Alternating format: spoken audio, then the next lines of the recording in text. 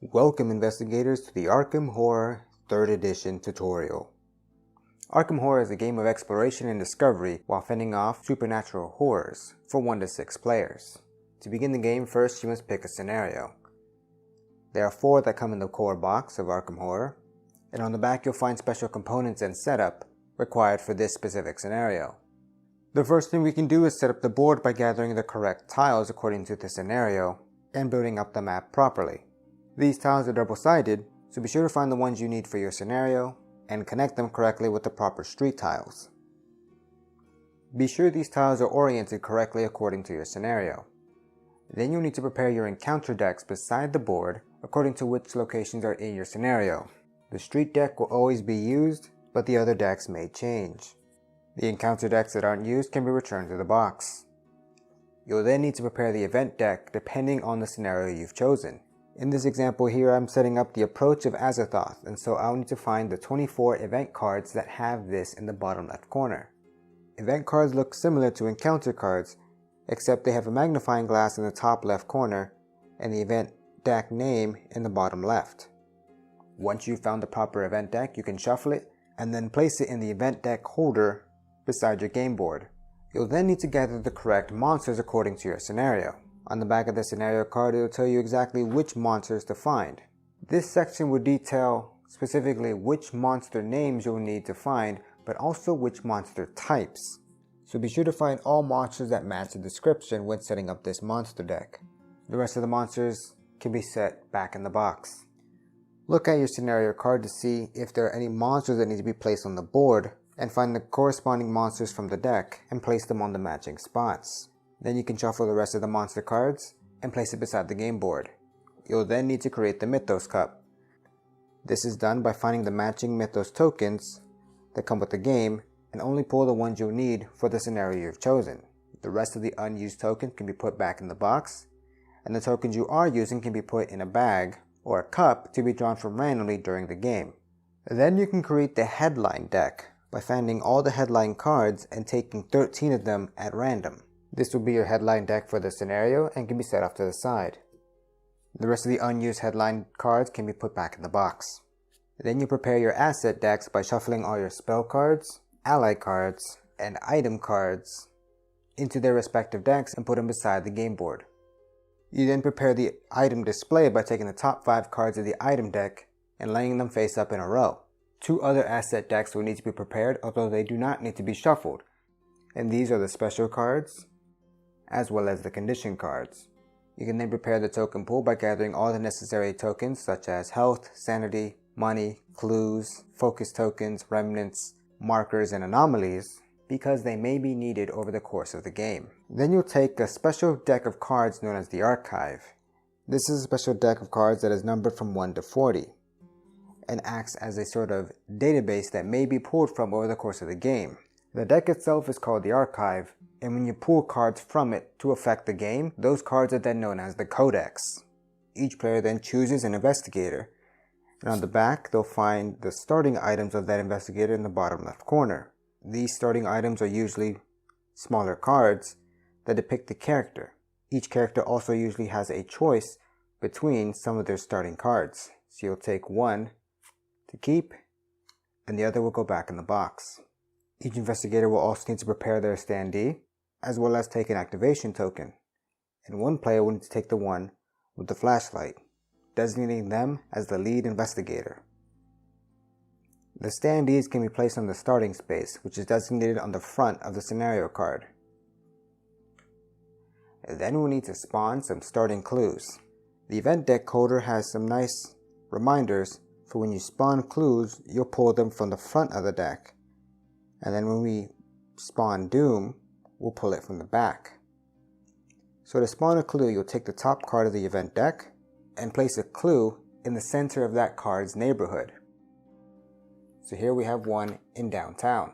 Then we'll take the top 2 cards from that neighborhood's corresponding encounter deck and shuffle our clue card in with these and place it back on top of the rest of the matching cards. Do this 2 more times so that we have 3 clues spawned all together. Then we need to place our starting Doom by looking at our scenario setup and placing the Doom on the corresponding spaces as according to the scenario map. Then we'll need to spread Doom by taking the backmost card of the event deck, flip it face up, and then place a Doom token on the space with the corresponding icon in this card's neighborhood. It may have you put Doom tokens on more than one space or more than one Doom token on a single space. It depends on the scenario. You can then take that card and place it face up beside the event deck. Lastly, check your scenario for any finalized setup. This may ask you to take some cards from the archive and place them into the codex, which will introduce a number of rules specific to this scenario and will guide you on how to win, because each scenario has different victory conditions and different ways they can be played each time you play them. In this scenario, it tells us to take cards 2 and 3 from the archive and place them in the codex. And it tells us to prepare an anomaly deck by taking all the anomaly cards that are designated as temporal fissure cards. So we'll take this deck, shuffle it, and place it beside our board.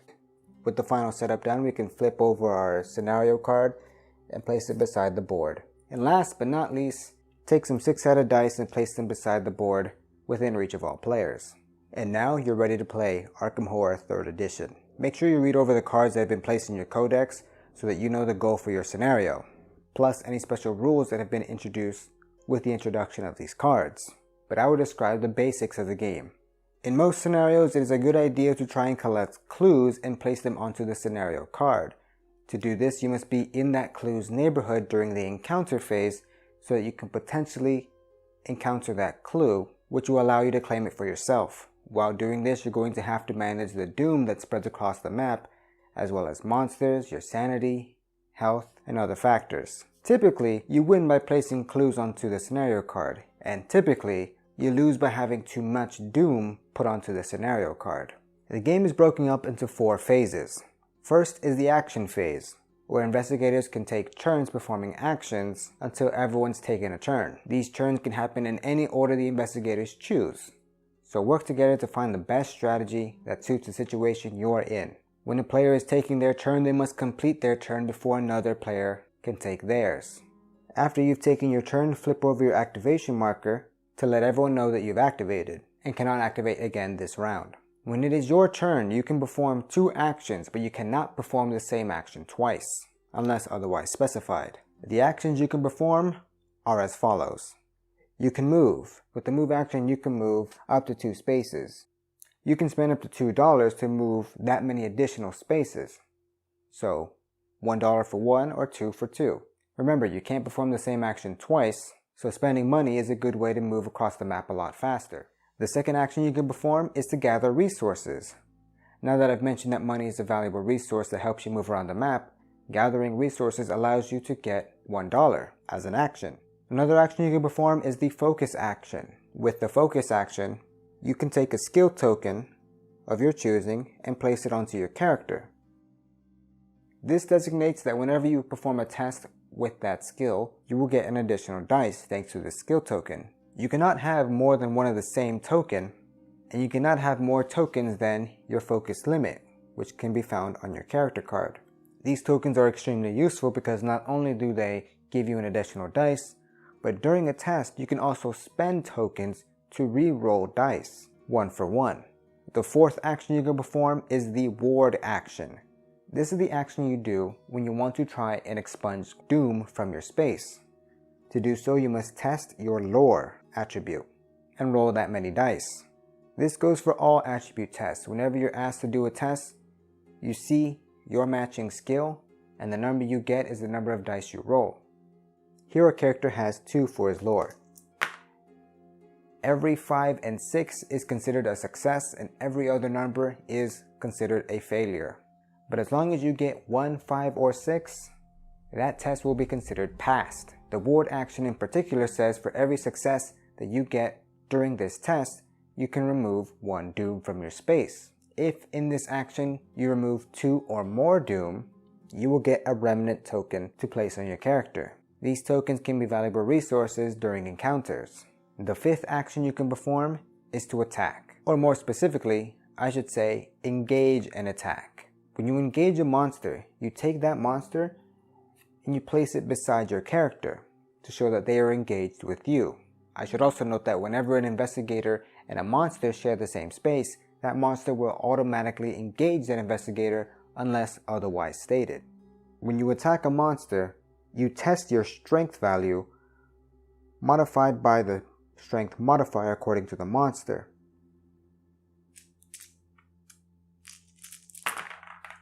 Every success you get will equal 1 damage towards that monster. If the monster suffers a number of damage equal to or greater than their health value, which is the number on the far left here, then they will be defeated, and you return that monster to the top of the monster deck. If the monster is dealt damage and has not suffered enough wounds to be defeated, then you simply mark how many wounds that monster has been dealt and leave them engaged with the investigator. Some monsters also have a remnant token here on the top right. If they do, the investigator that kills that monster will receive a remnant token. You can only attack a monster that you are engaged with. So if you are on the same space with an investigator who has a monster engaged with them, you can engage that monster by performing the attack action, which allows you to have a free engage. The thing worth noting here though is that when you are engaged with a monster, you can only perform a limited number of actions. The only actions you can perform are focus, attack, and the next one I'm about to describe, which is evade. To evade a monster you are engaged with, you test your observation. Now, you are not trying to evade any specific monster you are engaged with, you are simultaneously trying to evade all the monsters that you are engaged with. This means that if you are engaged with multiple monsters, you will need to modify your observation based off the monster who modifies it the most. So here, if I had these 2 monsters engaged with me, I would use the Abyssal Servant's value and modify my observation pool by -2. Your dice pool can never be modified below 1, so you'll always roll at least 1 dice no matter what. For every success you roll in this test, you can take one of the monsters engaged with you and leave them exhausted on your space. This means to flip them on the white side of the card and place them on your space. Because the monster is no longer engaged with you, you can perform actions as normal. If you manage to evade all the monsters that are engaged with you with this evade action, you actually get 1 additional action for free, respecting the limits that you can only perform each action once per round. The 7th action you can perform is to research. Over the course of the game, you will obtain clue tokens, and in order to put these tokens onto the scenario and potentially get 1 step closer to victory, you must perform the research action. To do this, you perform an observation test, and for every success you get, you can take 1 clue token on your character and place it onto the scenario card. The 8th action you can perform is to trade. If you and another player are sharing the same space, you can trade any number of items, money, spells, clues, and remnants between each other. Naturally, you can't trade health or sanity tokens, nor can you trade cards that are described as talents, unless otherwise specified. The last type of actions you can perform are component actions. These are actions that are found on cards, and they will be designated with action in bold. Once all players have performed their actions, you then move on to the monster phase. First, you look at all the monsters that are on the board that have their black sides facing up. These are known as ready monsters. Then, those ready monsters will activate in the order of the player's choosing. When a ready monster activates, you'll look at its card and see its behavior. Monsters can either patrol, hunt, or lurk. Hunters are trying to get closer to a specific investigator, and they move a number of spaces according to their card towards that investigator using the shortest route possible. If there's ever a tie for what is considered the shortest route, then the players decide which direction it goes. Patrolling monsters aren't trying to move towards a specific investigator. Instead, they're trying to move to a different specific location, as designated by their card. And they'll move in the same manner as hunters. Lurkers don't move. Instead, they perform some other action that tries to hinder the investigator's progress in the game. Sometimes these behavior cards may refer to something that's known as an unstable space. The unstable space is the space that is designated with the Doom icon that is currently face up on the event card discard pile. If there are no cards in the event card discard pile, then the unstable space refers to the starting space according to the scenario. Remember, if a ready monster ever enters a space with an investigator, that monster will engage that investigator, even if it wasn't the one it was trying to move towards. Once all ready monsters have activated, all monsters that are currently engaged with investigators will attack them. To do this, you look at the card. On the white side, you'll see a damage value along the bottom, which will show how much health and sanity damage that monster does to your investigator. Certain cards may allow you to mitigate damage by assigning the damage you're about to receive onto these cards. When you assign damage to your cards in this way, you can't assign more damage than what that card is capable of. And as soon as that card has been assigned enough damage equal to its health or sanity value respectively, it is then immediately discarded. If an investigator suffers enough damage that is equal to or greater than their health or sanity value, then they are immediately defeated. A defeated investigator is removed from the game, and they discard all cards and tokens in their possession. Not only that, but you'll place a Doom token onto the scenario card. But even if you're defeated, you are not out of the game. When the round is over, you'll pick another investigator that has not been selected during this game from the box, set them up like you did in the very beginning of the scenario, and start anew and place your investigator on the starting space. Although you are temporarily out of the game, you still participate in the other phases, although you won't be able to do anything until the Mythos phase. The last phase of the monster phase is to ready any exhausted monsters on the field. This means that if there were any monster cards that were exhausted, they would then get flipped over so that they can be activated in the next monster phase. Once the monster phase is over, you then go into the encounter phase. During the encounter phase, the players will take turns resolving encounters based on the neighborhood they're in. Here, our investigator is at downtown, so we'll take the top card of the downtown deck and resolve it. These cards are usually divided into 3 sections according to the spaces on that neighborhood, and so you will resolve the text that corresponds to the space you're at. You'll notice that the board itself also gives you an idea of what kind of encounters exist on that space. Above the nameplate of each space in the neighborhood, it'll show you a test or resource that is usually used for the encounters on this space, and on the right, it'll show you the kind of rewards and results you can expect from said encounters, so you can plan accordingly and land on the spaces that give you the most benefit. If you are engaged with a monster during the encounter phase, you do not resolve an encounter, so it is particularly important that you avoid monsters or kill them so that they do not impede your progress. After you resolve a generic encounter card, you will take it and place it on the bottom of its respective deck. However, if the card you are resolving is an event card, as designated by the magnifying glass in the top left, you will discard it to the top of the event discard pile if you successfully got a clue thanks to that card. If you did not get a clue thanks to that card, then you will take that event card and instead shuffle it back into the top 3 cards of its corresponding deck. Clues can also be spent like focus tokens in that they allow you to re-roll 1 dice for every clue spent. But they're better spent progressing the scenario forward if that is how your scenario progresses. Once every player has resolved their encounter card, you then proceed onto the Mythos phase. The Mythos phase is resolved in player order, starting with the leader, drawing 2 tokens from the Mythos Cup, and resolving them one after the other.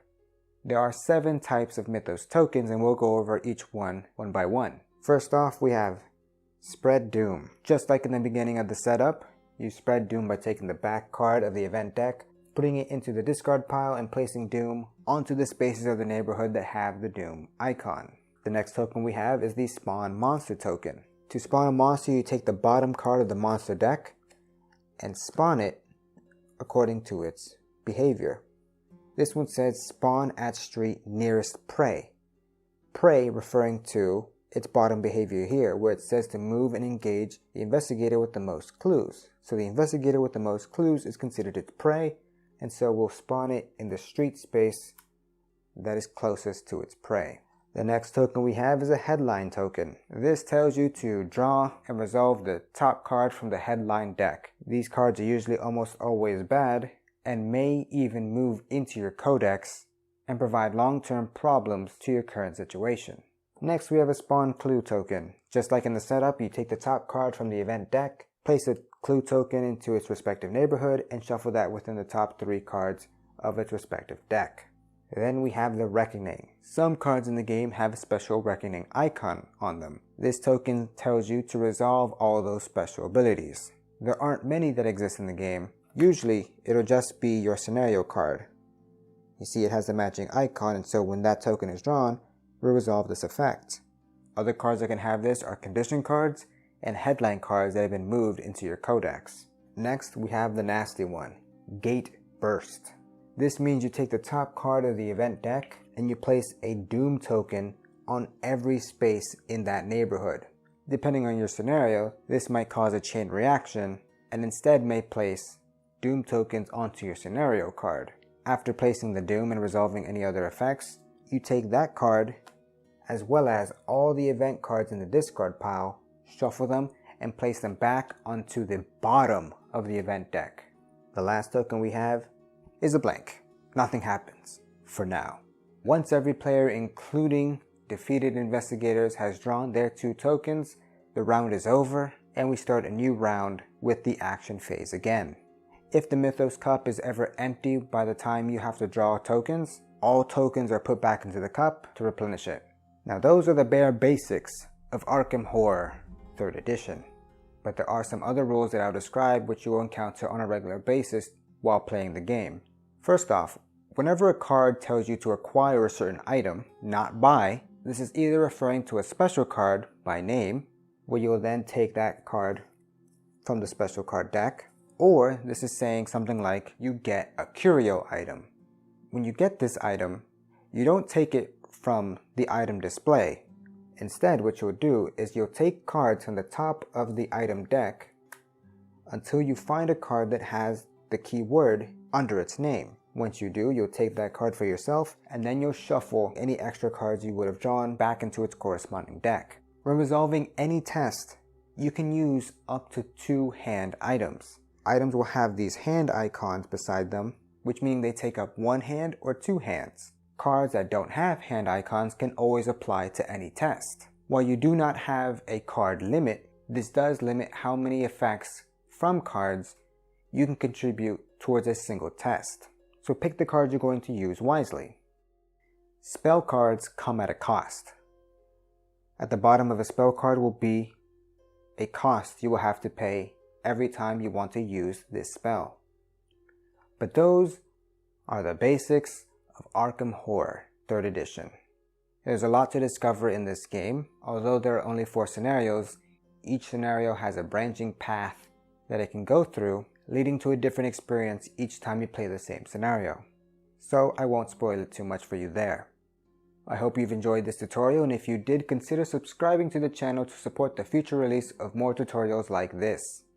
But that's all for now. Thanks for watching.